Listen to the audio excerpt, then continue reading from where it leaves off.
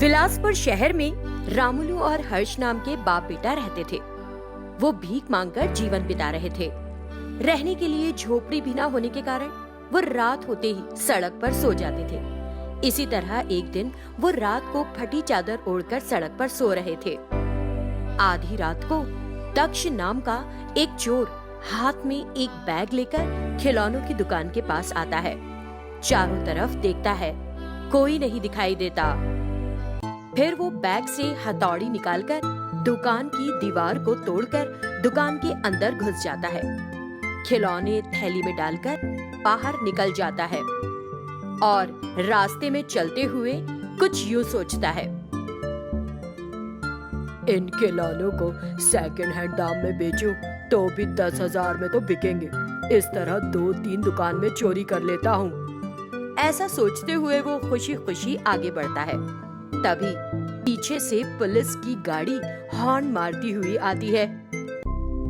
ये देखकर दक्ष वहाँ से दौड़ते हुए अपनी थैली सड़क पर सोए हुए रामुलू और हर्ष के बगल में रख देता है और वहाँ से भाग जाता है।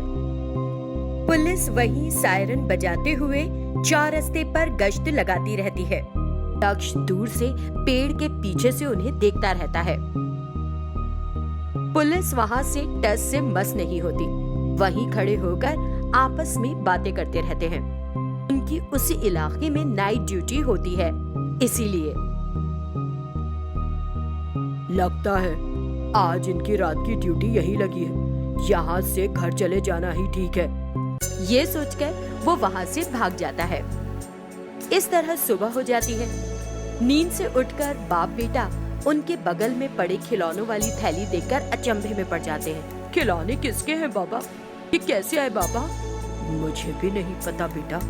ऐसा कहकर दोनों उन खिलौनों के बारे में बात कर रहे हैं। तभी रतन आकर अपनी खिलौनों की दुकान खोलने जाता है और उसे टूटी हुई दीवार देखकर आश्चर्य होता है। दुकान में चोरी हो गई। ये देखकर वो बहुत दुखी होता है। तभी थोड़ी दूर पर हर्ष खिलौनों से खेल रहा होता है।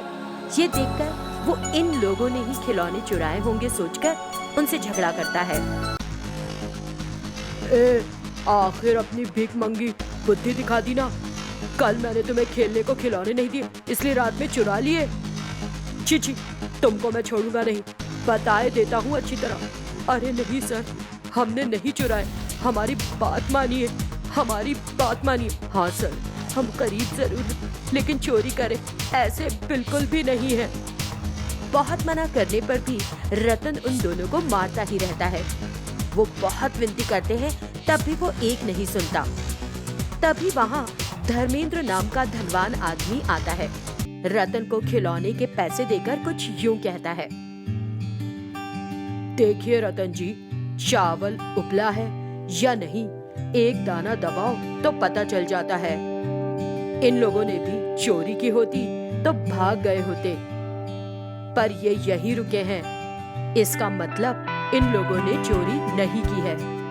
हम समाचार में देखते हैं ना, चोरी करके चोर तुरंत कहां भाग जाते हैं, पर ये कहीं नहीं गए, यहीं रुके हैं। यही बहुत है इन्हें ईमानदार कहने के लिए।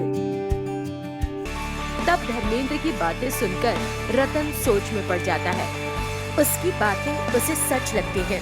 तब उसके पैसे वापस कर देता है। उसके बाद से रामुलू और उसके बेटे को वो अपनी दुकान की चौकीदारी के लिए रख लेता है। तब से दोनों बाप बेटा भी भीख मांगना छोड़कर काम करने लगते हैं।